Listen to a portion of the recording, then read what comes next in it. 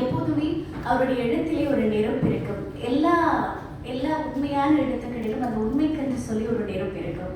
அந்த நெருப்பு சில நேரங்களிலே அதை படிக்கிறவர்கள் மனதிலே ஒரு விதமான கோபக்கனலை கொண்டு வரும். இன்னும் சில நேரம் அந்த கோபக்கனலை அப்படியே மாற்றி சுடராக, அதுவும் விடுதலை சுடராக மாற்றிவிடும். தீவுச்செல்வனினுடைய எழுத்து அத்தகைய ஒரு எழுத்து, எந்தவித சமரசமுமே அற்ற எழுத்து. ஆக அதை தெரிந்து கொள்வதற்கு அந்த எழுத்தாளன் யார் என்கிற ஒரு கொஞ்சம் நீங்கள் பின்னிட்டு போய் பார்த்தீர்களாக இருந்தால், ஒரு சிறுவன் இருக்கிறான். அவன் காடுகளுக்குள்ளே ஒரு வீரப்பழம் சூரப்பழம் பொறுக்கி கொண்டு காணாமல் போயிருக்க வேண்டிய ஒரு சிறுவன். விடுதலை போராளிகள் அவனை பார்க்கிறார்கள், அவனுக்கு வீடு கொடுக்கிறார்கள், கல்வி கொடுக்கிறார்கள். அவன் கற்ற கல்விக்கும் அதை கொடுத்தவர்களுக்கும் அவன் கற்ற எழுத்துக்கும் கடைசி வரைக்கும் உண்மையாக இருக்க வேண்டும் என்று நினைக்கிறான். இன்றைக்கு வரைக்கும் அந்த உண்மையிலே நின்று அவன் எவ்வளவுக்கு எவ்வளவு எழுத முடியுமோ, எவ்வளவுக்கு எவ்வளவு தன்னுடைய தாய் நிலத்தின் கதைகளை சொல்ல முடியுமோ அதை சொல்லிக் கொண்டிருக்கிறான். இங்க இருக்கிற எல்லாருமே இந்த நிகழ்வுக்கு நீங்கள் வருகை தந்திருக்கிறீர்களாக இருந்தால் நம் எல்லாருடைய கோரிக்கையும் ஒன்றாகத்தான் இருக்கிறது. நம்முடைய கதைகள் பேசப்பட வேண்டும், நம்முடைய வரலாறு பேசப்பட வேண்டும், அது எழுதப்பட வேண்டும். எங்கெல்லாம் அது பேசவும் எழுதவும் படுகிறதோ அங்கெல்லாம் நாங்கள் இப்படி கூடி அதை வரவேற்க நாங்கள் இருக்கிறோம் என்பதை காட்டுவதான ஒரு கூட்டத்தை தான் நான் இங்கே பார்க்கிறேன். அவங்களுடைய வேலைப்பழுவுக்கு மத்தியிலேயும் நேரம் ஒதுக்கி இங்கே வருகை தந்திருக்கிற உங்கள் அனைவருக்கும் எங்களுடைய மனமார்ந்த நன்றிகள். உங்கள் அத்தனை பேரையும் நான் நிகழ்வுக்குள்ளாக வரவேற்கிறேன். தொடர்ந்து நான் நிகழ்வினுடைய தலைவர் அவர்களிடத்திலே கையளிப்பதற்கு முன்னம் 2 பாலஸ்தீன கவிதைகளை நான் ஞாபகப்படுத்திவிட்டு நிகழ்வினை கையளிக்கலாம் என்று நினைக்கிறேன். 2 முக்கியமான பாலஸ்தீன கவிஞர்கள் சொல்லுவார்கள், அது நெஞ்சை சுடுகிறதான 2 வரிகள். நீங்க ஏன் எல்லா கவிஞர்களும் போல காதலை பாடுவதில்லை, ஏன் எல்லா கவிஞர்களையும் போல அழகை பாடுவதில்லை அப்படி என்று. அப்போது அவர் சொல்லுவார், நானும் எல்லா கவிஞர்களையும் போல காதலை பாடத்தான் நினைத்திருந்தேன். நான் ஒன்றும் சோகமான கவிஞனாக பிறக்கவில்லை. என்றைக்கு என் இனத்திலே இருந்த ஒரு சின்ன சிறுவரினுடைய இதயத்தை உங்களுடைய துப்பாக்கி துளைத்ததோ, அதனுடைய ஓட்டையை அடைப்பதற்கு என்றைக்கு நாங்கள் மறந்தில்லாமல் திண்டாடினோமோ, அதற்கு பின்னர் என்னாலே காதலை எழுத முடியவில்லை. என் கவிதையை நீங்கள் களவாடி விட்டீர்கள் என்று சொல்லுவார். இதே சாயலை, இதே மாதிரியான வலியை, வடுவை நீங்கள் தீபச்செல்வனுடைய கவிதைகள் தோறும் பார்க்கலாம். இன்னொரு கவிதை இருக்கும், அதுவும் புகழ்பெற்ற ஒரு கவிதை. அதிலே சொல்லுவார்கள், நான் கவிதை எழுத வேண்டுமாக இருந்தால் பறவைகள் பாடுவதை நான் கேட்க வேண்டும், ஆனால் அதற்கு முதலில் உங்களுடைய போர் விமானங்கள் மௌனமாக இருக்க வேண்டும் என்று சொல்லுவார். ஆக இதைதான் ஈழ நிலத்திலேயும் நிகழ்ந்தது. அதனாலேதான் ஒரு 30 வருடம் தங்களுடைய பெரும் வாழ்வினை அந்த நிலத்திலே கழித்திருக்கிற மக்கள் போரையும் அங்கு இழைக்கப்பட்டிருக்கிற அநீதிகளையும் தொடர்ந்து பேசிக்கொண்டே இருக்கிறார்கள். ஏன் நாங்கள் தொடர்ந்து பேசுகிறோம், ஏன் பேச வேண்டும் அப்படி என்று சொன்னால், நினைவு கூறுவதே ஒரு மிகப்பெரிய போராட்ட வடிவம். ஆக எங்கள் நினைவு அழியாமல் இருப்பதற்கும் நீ போ நான் போ என்று இருக்கிறவர்கள் மத்தியிலே நான் போகிறேன் என்ற களத்திலே நின்று மார்பு கொடுத்தவர்களினுடைய அந்த அர்ப்பணிப்புக்கு சாட்சியாய், அது மறைக்கப்படாமல், அது மழுங்கடிக்கப்படாமல், அதன் மீது அவதூறு பூசப்படாமல் இருக்கிறதனுடைய ஒரு சாட்சியாக இன்றைய நாளிலே இந்த சைலண்ட் நாவல் வழியாக இருக்கிறது. இது நஞ்சுண்டவர்களினுடைய கதை. நஞ்சுண்டவர்களுடைய இதிகாசங்களும் புராணங்களும் யார் என்று சொல்லுகிறது? கடவுள் என்று சொல்லுகிறது. தன் மக்களுக்காக தங்களுடைய இன்னுயிரை ஆகுதியாக்கியவர்களை யார் என்று சொல்லுகிறது? கடவுள் என்று சொல்லுகிறது. அப்படி பார்க்க போனால் ஈழ நிலம் ஒரு கடவுளர் தேசம். அதற்காகத்தான் ஏற்கனவே தீபச்செல்வன் நடிகளை வெளியிட்டிருந்தார். அந்த நடிகர் நாவல் ஏன் அவரை ஒரு கற்ப கிரகத்தில் இருக்கிற கடவுளாக சித்தரிக்காமல் நடிகள் யாருக்கு நடுவார்கள்? எல்லை கடவுளர்களுக்கு தான் நடுவார்கள். அதாவது எந்த கடவுள் நாங்கள் தின்பதை தின்று நாங்கள் உடுப்பதை உடுத்து காட்டிலும் மேட்டிலும் எங்களோடு படுத்துறங்கி எங்களுக்காகவே நின்றார்களோ அவர்கள்தான் எல்லை சாமிகள், அவர்கள்தான் அந்த நிலத்துக்கான கடவுளர்கள். அப்படி பார்க்க போனால் ஈழ நிலத்தின் கடவுளர்களினுடைய கதை பேசப்பட வேண்டும். அதற்கான ஒரு நாவலாகவும் அதற்கான ஒரு விழாவாகவும் இந்த விழா இருக்கிறது. போதுமான அளவுக்கு அறிமுகமும் தந்துவிட்டேன், உங்களுக்கான வரவேற்பும் தந்துவிட்டேன் என்று நினைக்கிறேன். ஆக நிகழ்வினை தமிழ் கூறும் இந்த நல்லுலகிலே மிகவும் அறிமுகமான எல்லோருக்குமே தெரிந்த ஒருவராக இருக்கிற திரு பொன்னையா விவேகானந்தன் அவர்களிடம் கையளித்து நான் விடைபெறுகிறேன். நன்றி. பெரியார்களே, நிகழ்ச்சியை தொடக்கி வைத்தார். முதல் தடவை இந்த நிகழ்வில் கலந்து கொள்ள வந்திருக்கின்ற உறவையும் அன்போடு வரவேற்றுக் கொண்டு, இந்த வேளையில் இங்கே 2 இருக்கைகள் நிறைய இருக்கின்றன. அவற்றில் அமர்வதற்காக ஆய்வுரை நிகழ்த்த வந்திருக்கின்ற இருவர், ஒரு மதிப்புக்குரிய திரு காலம் செல்வம் அவர்கள், அடுத்து அன்பு அவர்கள் நான் பின்னால் இருப்பதாக கூற, அதேபோல பெருமதிப்புக்குரிய சாவை பஞ்சாட்சரம் ஐயா அவர்களை முன்னே அழைக்கிறேன். வாருங்கள். தீபச்செல்வனின் ஆசிரியர் சாவை பஞ்சாட்சரம் ஐயா தமிழ் கற்பித்த ஆசிரியர் மட்டுமல்ல, தமிழ் தேசியத்தையும் கற்பித்த ஆசிரியரும் கூட. அவருக்கு மதிப்பளிக்கும் மூலமாக இன்றைய நாளில் அனைத்து உரையும் அவரை வெளியீடு செய்திருக்கிறார்.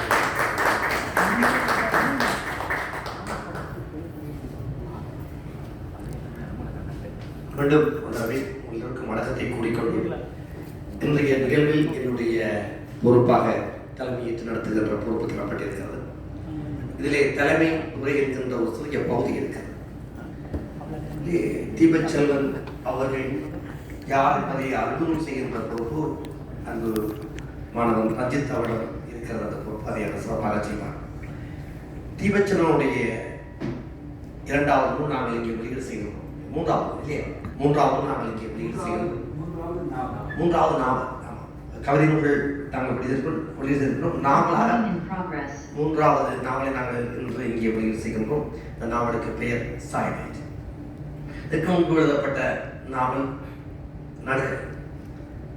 இந்த நாவல்கள் என்பது தலைப்பை பார்க்கிற போதே உங்களுக்கு தெரியும் எந்த தளத்தில் இருந்து எந்த நோக்கத்துக்காக அவை எழுதப்படுகின்றன என்பது.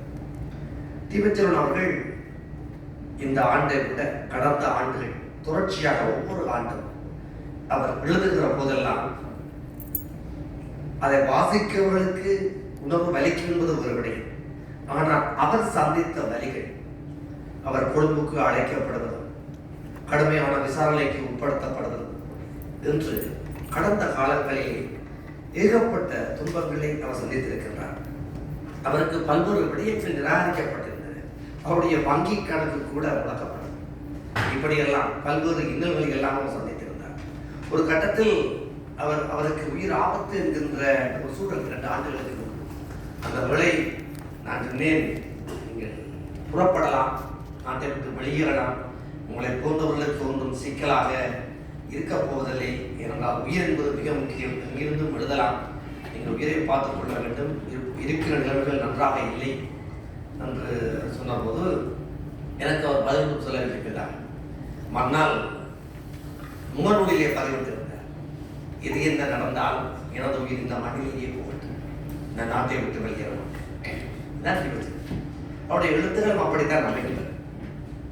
ஒரு இலக்கியம் என்பது ஒரு போர் நடந்த சூழலில் போர் நடக்கிற போதும் முக்கியத்துவம் பெறுகிறது, போருக்கு பின்னால் தோன்றுகின்ற இலக்கியங்களும் முக்கியத்துவம் பெறுகிறது. பொதுவாக இனம் சார்ந்து மிக முக்கியமான எழுச்சிகள் அல்லது வீழ்ச்சிகள் நடைபெறாத நிலையில் பொதுவாக தோன்றுகின்ற இலக்கியங்கள் மொழி இலக்கியங்களாக, மக்களுடைய மனதை மகிழ்விக்கும் இலக்கியங்களாக அமைகிறது. போர் நடக்கின்ற போது அது நடந்து முடிந்த பிறகு, அதாவது இனத்தினுடைய எழுச்சியாகட்டும் அல்லது வீழ்ச்சியாகட்டும், அவற்றை பதிவு செய்கின்ற இலக்கியங்கள் இந்த உலகத்திலே நின்று நிலைத்திருக்கிறது. காலந்தோறும் பல செய்திகளை சொல்கிறது. உலகில் எங்கெல்லாம் இனங்களுக்கு இடையே பிரச்சனைகள், போர்கள் நடைபெற்று ஒரு இனம் அழிக்கப்படுகிற போதோ அல்லது இனம் வெல்லப்படுகிற போதோ எழுதப்பட்ட இலக்கியங்கள் இன்றும் பல இடங்களிலே பேசுபொருளாக இருக்கின்றன. அவ்வாறுதான் போர் நடக்கின்ற போது பல இலக்கியங்கள் வந்தன, திரைப்படங்கள் வந்தன, நாங்கள் கவிதைகள் எல்லாம் எண்ணிலடங்காத கவிதைகள் எல்லாம் வந்தன, அத்தனையும் சிறப்பானவை பதிவு செய்யப்பட்டிருக்கின்றன. போர் நடந்த போருடைய விளைவுகளை வைத்து இடத்திலே எழுதுகின்ற இலக்கியங்கள் அதிக அளவு என்று சொல்ல முடியாது. மிக அதாவது சொற்பமானவர்கள் தான் அந்த போரினுடைய விளைவுகளை, மக்களுடைய வாழ்வை அல்லது போரினுடைய செய்தியை, போரின் வரலாற்றை, இனத்தினுடைய அழிப்பை ஆவணமாக பதிவு செய்யும் தன்மையை பார்க்கிறோம். அந்த வகையிலே தீபச்செல்வன் அவர்கள் முக்கியத்துவம் கடந்த 16 ஆண்டுகளாக போருக்கு பின்னான வலி வெளியே பல வடிவங்களில் சொல்வது. நான் ஸ்ரீலங்கன் இல்லை என்கின்ற தலைப்பிலே ஒரு கவிதை. அந்த தலைப்பிலேயே நீங்கள் பார்க்கலாம், நான் ஸ்ரீலங்கன் இல்லை, அங்கதான் இருக்கிறார். ஆனால் அந்த தலைப்பு பல செய்திகளை சொல்கிறது. அந்த இந்த போருக்கு பின்னான இந்த 15 ஆண்டு கால அவருடைய படைப்பில் 2 முக்கியமான தளங்களை நாங்கள் பார்க்கிறோம். ஒன்று, பொதுவாக அவருடைய கவிதைகளில், நாவல்களில் பேசு பொருளாக உள்ளடக்கமாக இருப்பது எமது மண், எமது இனம், எமது விடுதலை போராட்டம் அல்லது எமது எதிர்கால இலக்கு. இவை கடந்து இவை அல்லாத பிற விடயங்களை அவர் எழுதியது மிக குறை. இந்த 2 விடயங்களை 2 தளங்களிலே கொண்டு சேர்த்திருக்கிறார். ஒன்று தமிழ்நாடு. தமிழ்நாட்டில் இன்று ஈழத்திலே இருந்து அறியப்பட்ட மிக சொற்ப படைப்பாளிகளுக்குள் ஓரளவுக்கு முதன்மை மிக்கவராக இருப்பவர் தீபச்சந்திரன். அவருடைய அதாவது ஜனரஞ்சக இதழ்கள் சொல்லக்கூடிய ஆனந்த பேரன் போன்றவற்றில் அவரது நேர்காணல்கள் வருகின்றன. இந்து பத்திரிகையிலே அவருடைய நேர்காணல்கள் வருகின்றன. இலங்கையிலே ஒரு சிக்கல் நடைபெறும் போது, இனம் சார்ந்த ஒரு துன்பம் நடைபெறுகிற போது அது சார்ந்து ஒரு இலக்கிய பதிவை தமிழகத்திலே கொடுக்க வல்லவராக அங்கே தன்னை வளர்த்துக் கொண்டிருக்கிறார். அந்த அனுபவத்தை அங்கே ஏற்படுத்தி இருக்கிறார். அவருடைய சைலண்ட் நாவல் அங்கே வெளியிடப்பட்டது. நிமால் நாயகமூர்த்தி அதில் முக்கிய பங்கு வகித்திருந்தார். அந்த நாவல் அங்கே கடந்த கைமாறும் அங்கே வெளியிடப்பட்ட போது நிமால் அவர்கள் அதில் முக்கிய பங்கை வகித்திருந்தார். அங்கே கணிசமான பெருந்திரளான மக்கள் அந்த நூல் வெளியீட்டாளை கலந்து நூலை பெற்றுக் கொண்டிருந்தார்கள். அது மட்டுமல்லாமல் சைலண்ட் நாவல் முதலாவது பதிப்பு முடிவடைந்து 2வது பதிப்பு அங்கே வெளியிடப்பட்டவர்கள் அந்த 2வது பதிப்பை வெளியிட்டிருக்கிறார். அந்த அளவுக்கு நூல் கடையை செல்வாக்கு பெற்றிருக்கிறார். 2வது தமிழகத்திலே அவருடைய வளர்ச்சி இன்று அவர்களுடைய செய்திகளை அங்கே கொண்டு செல்கின்ற விதம் வடிவம் முக்கியமானதாக. அடுத்து சிங்கள மக்கள் மத்தியில் தென்னிலங்கையிலே தீபச்செல்வன் அளவுக்கு எங்களுடைய இலக்கியத்தை அல்லது போர் சார்ந்த விடயங்களை கொண்டு போட எழுத்தார்கள் என்ன அறிவு கட்டியவுடன் யாரும் இல்லை என்றுதான் சொன்னேன். இவருடைய படைப்புகள் சிங்கள எழுத்தாளர்களையும் பாதிக்கப்படுகின்றன, மொழிபெயர்க்கப்படுகின்றன. அதை பற்றிய உரையாடல்கள் அங்கே நிகழ்கின்றன. அந்த உரையாடல்களை இவர் ஏற்படுத்துகிறார். இவருடைய பல படைப்புகள் சிங்கள மொழியில் மொழிபெயர்க்கப்பட்டிருக்கிறது. நிறைய கணிசமான சிங்கள படைப்பாளர்களை நண்பராக கொண்டிருக்கிறார். இது தென்னிலங்கை பரப்புக்குள்ளே ஒரு போர் பற்றி எழுதுகின்ற, போர் சுழல் பற்றி எழுதுகின்ற ஒரு படைப்பாளர் தமிழினத்தினுடைய எதிராக பார்க்கப்படுகின்ற இனத்தினுடைய படைப்புகளுக்குள் புகுந்து இன அடையாளங்களை இங்கே நிலைவரை செய்கின்ற தன்மையை நாங்கள் பார்க்கிறோம். இதெல்லாம் நாங்கள் தீவிரத்தினுடைய சிறப்புகளாக பார்க்கிறோம். நாங்கள் ஒரு போருக்கு பின்னான போரின் வலியை சொல்லுகின்ற இலக்கியம் மற்றைய இலக்கியங்களிலிருந்து வேறுபட்டது என்கிறார். பொதுவாக ஒரு புனை இலக்கியம் என்பது படைப்பாளனுடைய கற்பனை, அழகான எழுத்து நடை, செறிவான பல்வேறு விடயங்கள் என்று ஒரு புனை கதைக்கு உரிய பல்வேறு இலக்கணங்களை கொண்டதாக அமையும். ஆனால் போருக்கு பின்னான ஒரு இலக்கணம் அழகான வார்த்தைகளை குறைக்கும், கற்பனையினுடைய அளவை குறைக்கும், உணர்வின் சிறவை வலியின் சிறவை அங்கே ஆழப்படுத்துவதாக அகலப்படுத்துவதாக அந்த எழுத்துக்கள் அமையும். இது சாதாரணமாக இருக்கக்கூடிய புனை இலக்கியங்களிலே இருந்து இந்த போர் வலியை சொல்லுகின்ற இலக்கியம் வேறுபட்டது. அங்கே நீங்கள் ஏகப்பட்ட ஓமைகளையும் அணிகளையும் எல்லாம் காண முடியாது, வரிகளைத்தான் பார்ப்பீர்கள். அதை இந்த நூலிலே பார்க்கலாம். வளவன் என்கின்ற ஒரு இளைஞர் ஏன் போராட்டத்திலே கலந்து கொள்ள வேண்டும் என்று ஆசைப்படுகிறான்? அந்த ஆசை அவனுக்கு ஏன் எழுகிறது? அதை எப்படி மெல்ல மெல்ல வளர்த்து தன்னை ஒரு மிகச்சிறந்த போராளியாக உருவாக்கி கொள்கிறான்? ஏனைய போராளிகளின் எப்படி அரவணைத்து நடக்கிறான் என்கின்ற அவனுடைய அந்த உணர்வூட்டங்களோடு இந்த கதை தொடர்ந்து படர்ந்து செல்கிறது. இதை வாசிக்கிற போது வன்னியினுடைய மூளை முடுக்கு எல்லாம் இந்த கதை ஊடாடி செல்கிறது. அங்கே உள்ள வீதிகள், ஒழுங்கைகள், ஆறுகள், குளங்கள், அணைக்கட்டுகள் எல்லாவற்றுமாக இந்த கதை நடக்கிறது. படனுடைய கதை நடந்து செல்கிறது. அதே வழி போருக்கு பின் எஞ்சி இருக்கின்ற போராளிகளுடைய உணர்வு எப்படி இருக்கிறது, அவருடைய உள்ளுக்குள் அந்த உணர்வுகள் எவ்வளவு வலிகளை ஏற்படுத்துகின்றன என்ற செய்தியை இந்த நூலில் ஆங்காங்கு மிக அழகாக பதிவு செய்து செல்கின்றார். ஏற்கனவே சொன்னதை போன்று ஒரு மொழியினுடைய அழகு நடையே இல்லை. அந்த பலவனுடைய கருதியினுடைய அவர்களை சார்ந்த போராளிகளுடைய ஊராட்டங்கள், அசைவுகள், உணர்வுகள், சந்திக்கின்ற மக்களை எதிர்கொள்கின்ற விதங்கள் என பல்வேறு விடயங்களை மிக மிக நுட்பமாக தொட்டு செல்கிறார். அவற்றை ஆய்வாளர்கள் மிக அழகாக செய்வார். அவர் சொன்னதை போன்று பல களங்களில் நடமாடி சென்று பல களங்களில் நின்று சாதனை படைத்த ஒரு தளபதியின் கதை என்று சாய். நீங்கள் போரை பற்றி தெரிந்து கொள்ள வேண்டும். அது போர் எப்படி நடந்தது, அந்த போருடைய பின்னணி என்ன, அங்கே இருந்த ஆயிரக்கணக்கான போராளிகளின் உணர்வுகள் எப்படி இருந்தன என்பதையெல்லாம் நீங்கள் அறிந்து கொள்வதற்கு கிடைத்திருக்கின்ற ஒரு வகையான முழுமையான நாவல் தான் இந்த சைலண்ட் நாவல். நீங்கள் வாங்கி சென்று படிக்கிற போது இன்னும் பல விடயங்களை நீங்கள் அறிந்து கொள்வீர்கள். ஆகவே இந்த நூல் என்பது முக்கியத்துவம் பெறுகின்ற அதே வேளையில் அந்த மண்ணிலே இருந்து எனக்கு என்ன நடந்தாலும் எனது உயிர் அந்த மண்ணிலே போகட்டும் என்கின்ற மிக திடமான முடிவோடு அந்த மண்ணிலே வாழ்ந்து கொண்டிருக்கின்ற ஒரு இளம் படைப்பாளியை நாங்கள் பல வழிகளில் ஊக்கப்படுத்த வேண்டியது எங்களுடைய வாழ்க்கை பொறுப்பு என்பதை நாங்கள் மறந்துவிடக்கூடாது. அந்த வகையிலே தான் இன்றைய நாளில் இந்த நிகழ்வை திரு நிவான் நாயகமூர்த்தி அவர்கள் கூடவே அவருடைய நண்பன் ரஞ்சித் ஜோசப் அவர்கள் கூடவே நானும் மூலமாக இணைந்து இந்த நிகழ்வை இங்கே முன்னெடுக்கின்றோம். இதற்கு ஒத்துழைப்பு வழங்குகின்ற ஆதரவு வழங்குகின்ற உங்கள் அனைவருக்கும் கூட நம்பிக்கை குறிக்கும் தலைமுறையை வேலை செய்து இப்பொழுது நான் ஒரு வகையிலே ரஞ்சித்தை அறிமுகப்படுத்தியிருந்தாலும் அவரோட மிக நெருக்கமாக பழகிய உற்ற நண்பர் என்ற வகையில் என்னுடைய திரைப்பட தயாரிப்பாளர் என்னுடைய அன்புமானவர் ரஞ்சித் ஜோசப் அவர்கள் அவர்களுக்கு அறிமுக வகையை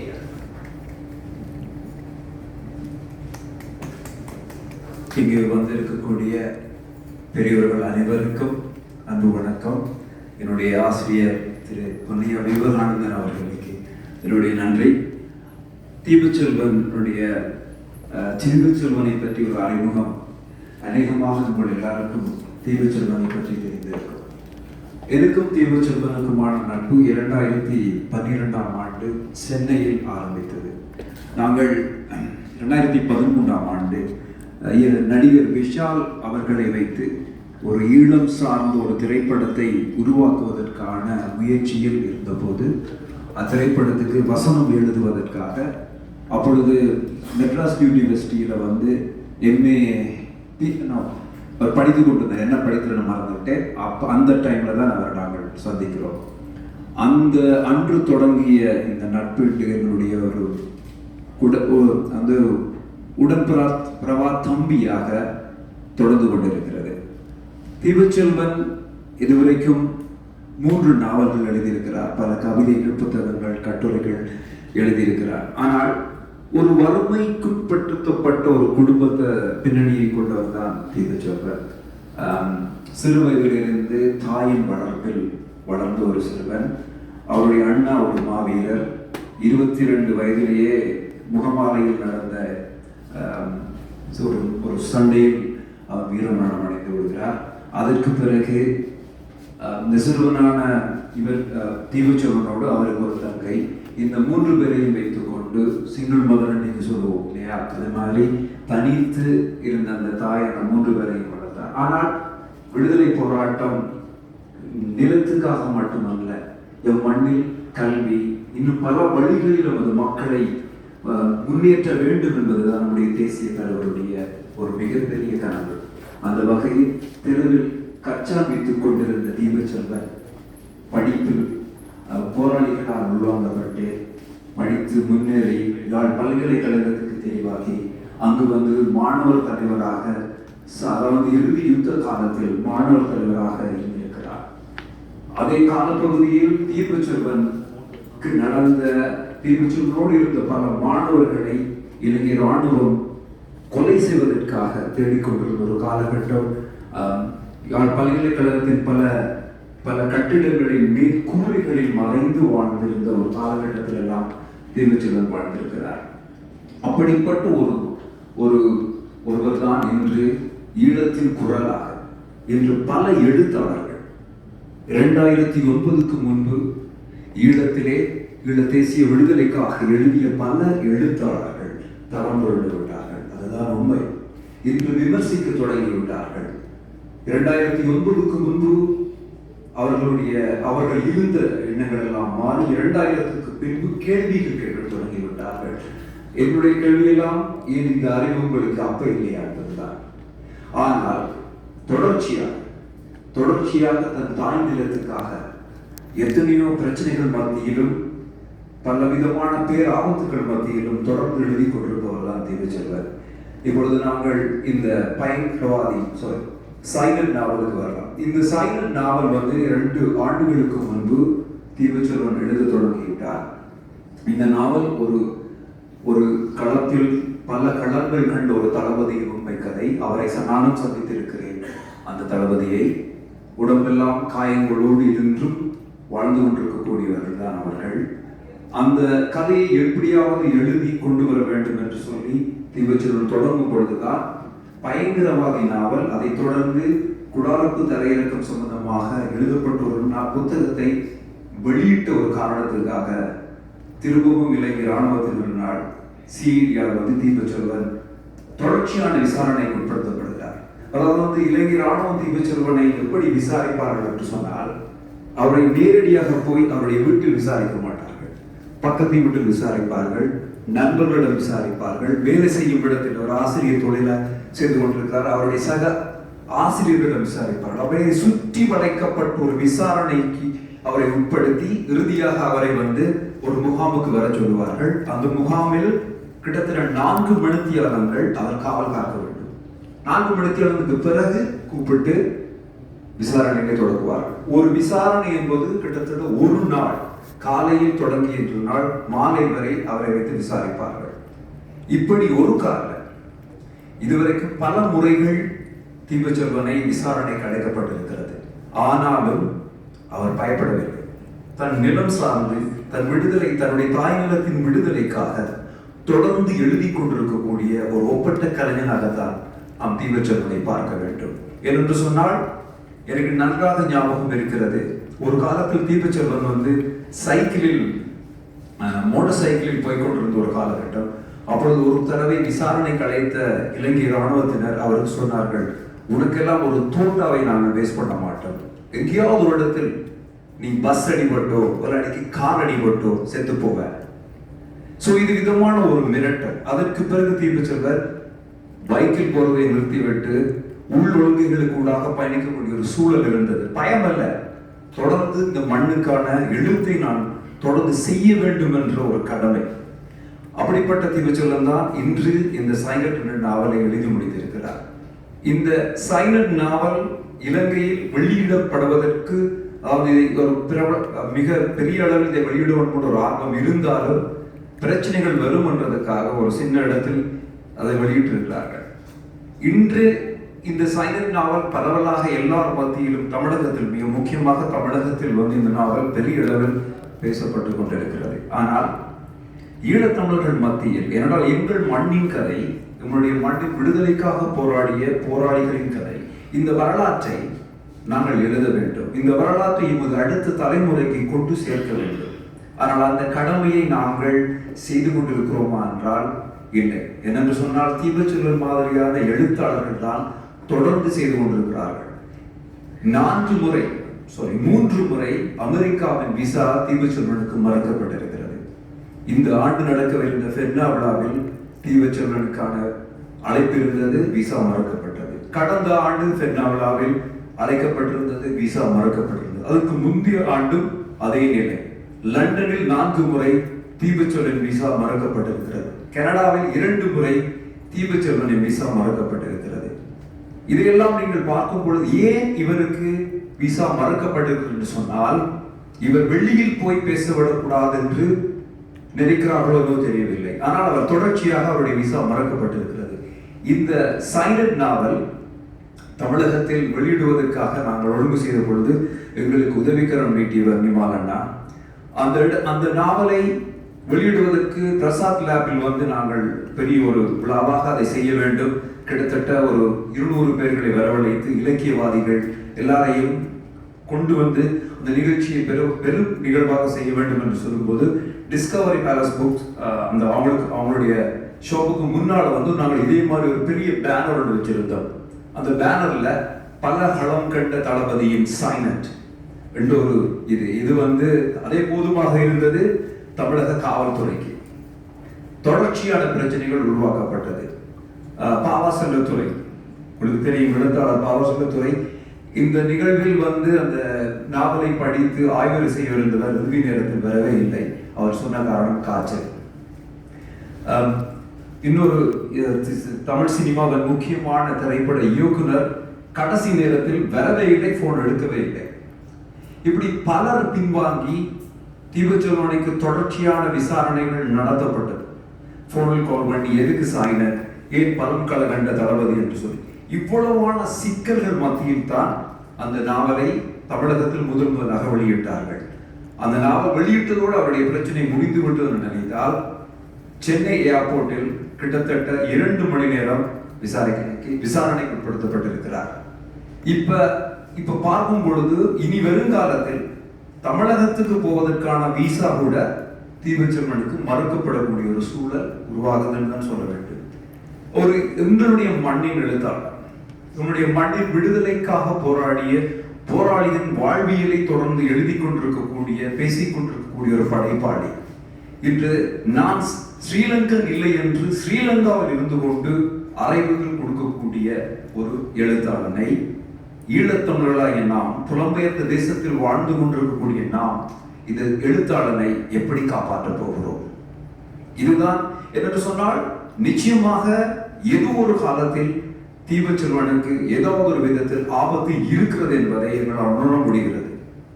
நீங்கள் எல்லோருமே, அதாவது இங்கு கனடாவில் வாழ்ந்து கொண்டிருக்கிறவர்கள் மட்டுமல்ல, நாங்கள் எல்லோருமே எமது படைப்பாளிகளை பாதுகாப்பதற்காக நாங்கள் ஏதாவது செய்ய வேண்டும். ஏனென்றால் புலத்தில் இருந்து பெருமை பேசிக்கொண்டு விடுதலை போராட்டத்தை பற்றி கொண்டு பயமின்றி எழுத முடியும். ஆனால் மண்ணில் இருந்து கொண்டு அந்த தேசத்தில் வாழ்ந்து கொண்டு அந்த படைப்பை எழுதுவதற்கு தீபச்செல்வனை போல ஒரு தைரியமான படைப்பாளிகள் இன்று எங்கள் மண்ணில் இல்லை என்று சொல்லலாம். இருப்பவர்களும் தடம் புரண்டு விட்டார்கள். விடுதலை போராட்டத்தை விமர்சிக்கக்கூடியவர்களாக மாறிவிட்டார்கள். அப்ப எமது விடுதலை போராட்டத்தையும் எமது வாழ்வியலையும் எமது வரலாற்றையும் தொடர்ந்து எழுதி கொண்டிருக்கக்கூடிய தீபச்செல்வனை காண ஒரு பாதுகாப்பு வலையமைப்பை நாம் உருவாக்க வேண்டும். அதை உங்கள் எல்லோருக்கும் ஒரு நண்பனாக, ஒரு அண்ணனாக, தீபச்செல்வனை தெரிந்தவனாக நான் உங்கள் எல்லோருக்கும் இந்த நிகழ்வில் சொல்ல விரும்புவது இதுதான். நாம் ஒரு படைப்பாளியை காப்பாற்றுவதற்கு நாம் எம்மாளான்ற முயற்சிகளை எடுக்க வேண்டும். அதை எப்படி எடுக்க முடியும் என்றால் எழுதுவதற்கான சூழலை நாம் உருவாக்கி கொடுக்க வேண்டும். அவருடைய படைப்புகள் பெருவாரியாக எங்கள் மக்கள் மத்தியில் போய் சேர வேண்டும். அடுத்தது அவர் ஒரு லீகலாக அவரை பாதுகாப்பதற்கான நடவடிக்கைகளை நாம் செய்ய வேண்டும். எனவே நாம் அதை எல்லோரும் சேர்த்து செய்ய வேண்டும் என்று நாம் விரும்புகிறோம். இந்த சைனட் நாவலை சைனட் நாவல் அல்ல, தீபச்செல்வனை பற்றி ஒரு சிறு விளக்கத்தையும் அவரை பற்றியும் சொல்வதற்கு எனக்கு வாய்ப்பு தந்தமைக்கு நன்றி.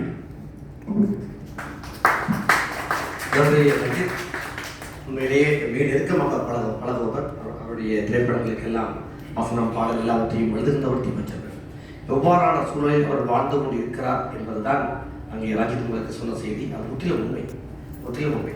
அங்கே நான் அங்கே சென்ற வேளைகளில் சந்திக்கிற போது அவர் சொன்னது போல்தான் சந்து பந்துக்குள்ளால் தான் வருவார். அவர் மோட்டார் சைக்கிளில் தெரிவது மிக குறைவு. என்றால் அவர் சொன்னதுதான், உனக்காக நாங்கள் ஒரு சன்னத்தை நாங்கள் வீணாக்க மாட்டோம், நீ ஒரு வாகனத்தில் அடைவிட்டுத்தான் சாவாய் என்று அவர் சொல்லிவிட்டு இருந்தார். ஆகவே அது பயன்பதை விட தன்னை பாதுகாக்க வேண்டும் என்கின்ற ஒரு விடயம் இருந்தது. அது அவ்வாறான அந்த மிரட்டல் சூழல்கள், அவர் சார்ந்தவர்கள் விசாரிக்கப்படுகின்ற நிலைமை இவர்களது இன்று வரை நீடிக்கத்தான் செய்கிறது. அரசு மாறி இருந்தாலும் அவர் மீதான அந்த பார்வை இன்னும் அந்த அரசு முற்றுமுழுதாக நீக்க இந்த விசா மரபுகள் இது எல்லாமே அவற்றுடைய தொடர்ச்சி தான்.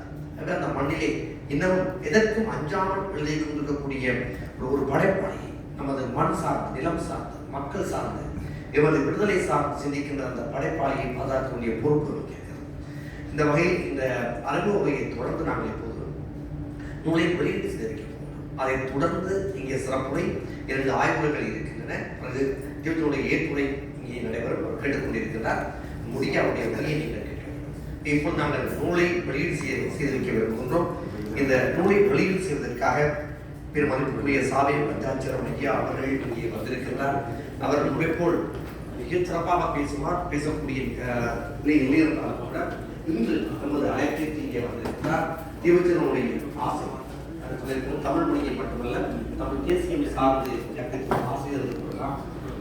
ஐயா அவர்கள் 86 மண்ணிலே வாழ்ந்து கொண்டிருக்கக்கூடிய ஒரு மூதறிஞர் பேரறிஞர் என்று சொல்வோம்.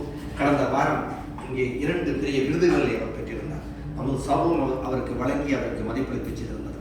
தீபச்செல்வனுடைய இந்த நூல் விழாவில் கலந்து கொள்ள வேண்டும் என்கின்ற அந்த ஒரு உபயோகத்தோடு இந்த நிலையிலும் இந்த நல்லாத வயதிலும் அவங்க இங்கே வந்திருப்பது மிகுந்த மகிழ்ச்சி நமக்கு தெரிகிறதையா முன்னால் வாருங்கள். இங்கே முதலாவது பிரதியை பெற்றுக்கொள்வதற்காக தீவச்சனுடைய நண்பர் தாய் விடுப்பத்தினுடைய ஆசிரியர் இங்கே பல புத்தகங்களை தொடர்ச்சியாக பதிப்பித்து வெளியில் செய்கின்ற தாய் வீடு ஆசிரியர் திரு திலீப்குமார் அவர்களை அழைக்கின்றோம்.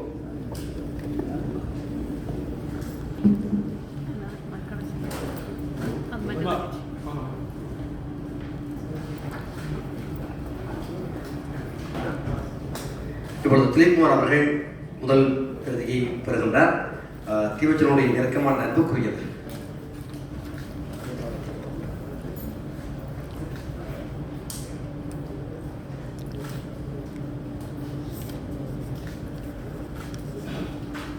பல்வேறு தேசியம் சார்ந்த செயற்பாடுகளுக்கு ஊக்கம் கொடுத்துக் கொண்டிருப்பவர்.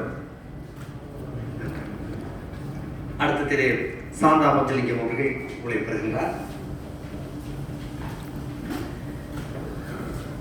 அதை அடுத்து திரு மிதிலன் தராஜலிங்கம் அவர்கள்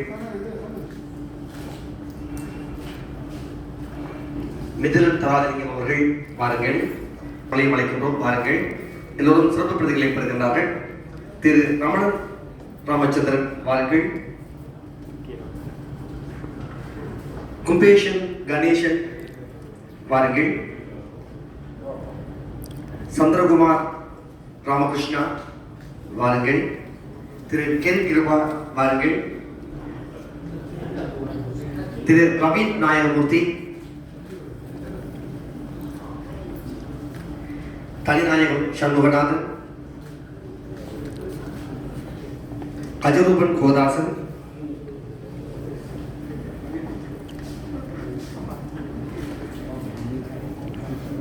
திருமதி சிவதனி பிரபாகரன்,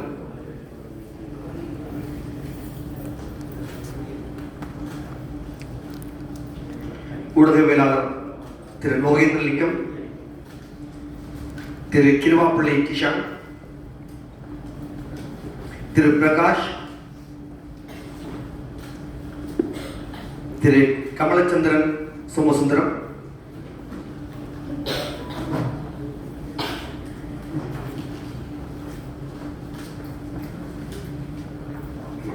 அதேவேளை பிரதிகள் இங்கே தொடர்ச்சியாக வழங்கப்படும். எல்லோரும் வந்து வாங்கி செல்லுங்கள். அதே இந்த ஆய்வுகள் முடிந்து இவற்றுடைய ஏற்புரை நடைபெறுகின்ற வரையில் நீங்கள் இங்கே அமர்ந்திருக்க வேண்டும். இதைத் தொடர்ந்து அவையில் இருக்கிற நீங்கள் எல்லோரும் இங்கே முன்னால் வந்து ஐயா அவர்கள் கையால் நூலை பெற்றுச் செல்ல முடியும். பாருங்கள்.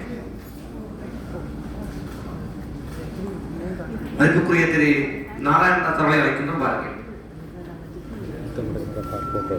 சரியா நீங்க போயிட்டா சரியா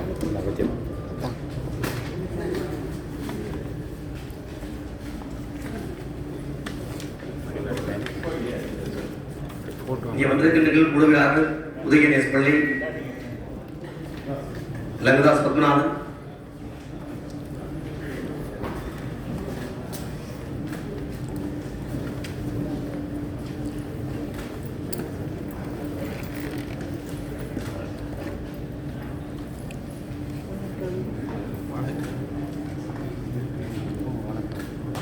அருண்,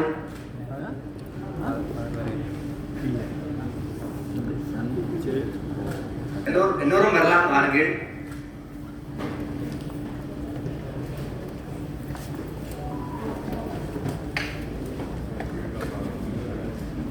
தயவுசெய்து நூலை வாங்கி செல்லாதீர்கள். இந்த நிகழ்ச்சியை பார்த்துக் கொண்டிருக்கிறார் தீவச்செல்வன். அவருடைய ஏற்புரையை நீங்கள் கேட்க வேண்டும். இது முக்கியமான உரையாக அது அமையும். இங்கே 2 ஆய்வுகள் இருக்கின்றன.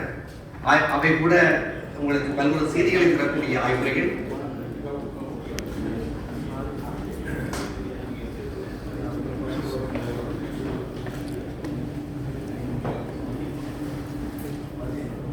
இந்த நூலை வெளியிட்டு வைக்கின்ற மதிப்புக்குரிய எமது முதல்வர் சாமிய பஞ்சாட்சரம் ஐயா அவர்கள் பொதுவாக நிகழ்வுகளுக்கு அவர் கலந்து கொள்வதில்லை. அவரால் சற்றே தள்ளாத நேரம். இருப்பினும் தன்னுடைய மாணவன் தீவச்சனுடைய நூல் வெளியீட்டு விழாவில் கலந்து கொள்ள வேண்டும் என்கின்ற முனைப்போடு வந்திருக்கிறார். மீண்டும் மீண்டும் ஐயா அவர்களுக்கு எமது நன்றி.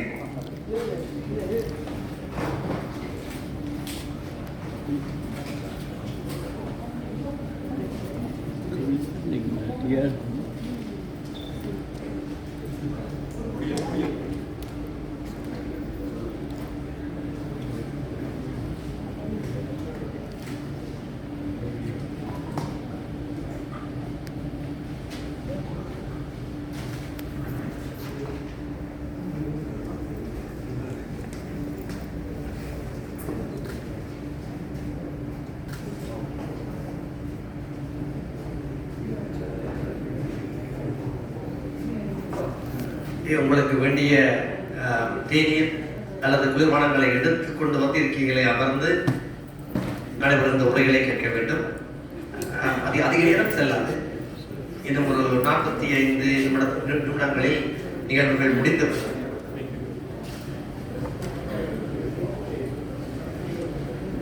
நூலை எழுதியவர் நமது அன்புக்குரிய எழுத்தாளர் தீவச்செல்வன், நூலை வெளியீடு செய்கின்றவர் நம்முடைய முதலமைச்சர் சாலை பஞ்சாட்சரம் ஐயா அவர்கள்.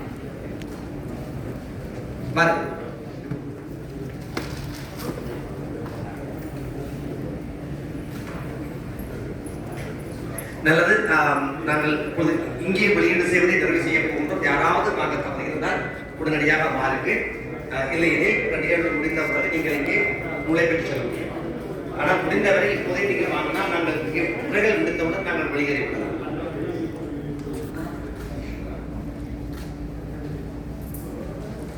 வாருங்கள் சூரவி.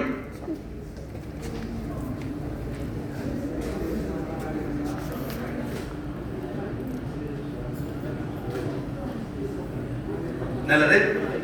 மீண்டும் எல்லோரும் அப்படி இருக்கிறீர்களே அமருங்க. நாங்கள் உரைகளை தொடர்வோம். இந்த பொழுதில் ஒரு சிறப்புரை இடமுறை இருக்கிறது. அந்த சிறப்புரையை தர இருப்பவர் நண்பர் நிமால் நாயகமூர்த்தி அவர்கள். கடந்த தை மாதம் இவற்றினுடைய நூல் வெளியீடு சென்னையில் சிறப்பாக நடைபெறுவதற்கு பல வழிகளிலும் உதவி செய்தவர் திரு நிமால் நாயகமூர்த்தி அவர்கள். இங்கும் இந்த மண்டபத்தை அன்பு நண்பர் கிருபாவோடு இணைந்து இந்த மண்டபத்தை அழகான அருமையான மண்டபம், பல வசதிகள் கொண்ட மண்டபம், இந்த மண்டபத்தை ஏற்பாடு செய்து இந்த விழாவுக்கான பல்வேறு நிகழ்வுகளை நிகழ்த்தியவர் மதிப்புக்குரிய திரு நிமால் நாயகமூர்த்தி அவர்கள். அவருடைய சிறப்புரை இப்போது நம்பர்கள் அதை எடுத்து 2 ஆய்வர்கள் கேட்கலாம்.